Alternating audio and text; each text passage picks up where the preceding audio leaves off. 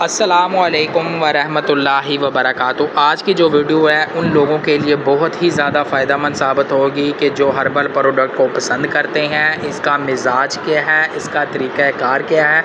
اس کا فائدہ کیا ہے، اس کا نقصان کیا ہے، آیا کہ یہ جو ہم پروڈکٹ استعمال کرتے ہیں، استعمال کرنے کے بعد ہمیں فائدہ تو دیتی ہیں کہ آیا کہ اس کو چھوڑنے سے ہمیں نقصان بھی ہوتا ہے کہ نہیں ہوتا، یعنی ہر پروڈکٹ کے بارے میں آپ کو بتایا جائے گا اور اس کو کون سے لوگ استعمال کر سکتے ہیں، اس کا مزاج، اس کا طریقہ کار کے بارے میں بتایا جائے گا، کیونکہ زیادہ تر لوگوں کو یہی پریشانی ہوتی ہے کہ یار یہ جو ہربل پروڈکٹ ہیں ہم لے تو جاتے ہیں لیکن ہمیں فائدہ بھی ہوتا ہے، لیکن ہمیں مسئلہ یہ درپیش آتا ہے کہ آیا کہ جب یہ ہم پروڈکٹ چھوڑ دیتے ہیں کیا یہ ہمیں دوبارہ نقصان تو نہیں دے گی۔ یعنی ہر پروڈکٹ کے بارے میں آپ کو بتایا جائے گا کہ یہ پروڈکٹ کا یہ فائدہ ہے، اس کا مزاج یہ ہے، اس کا طریقہ کار یہ ہے اور اس کو کتنی مقدار میں استعمال کرنا چاہیے یہ بتایا جائے گا۔ اس کے علاوہ آپ کو جو ہربل کی پروڈکٹ ہیں، یعنی جو کرشی کی ہوگی، ہمدرد کی ہوگی،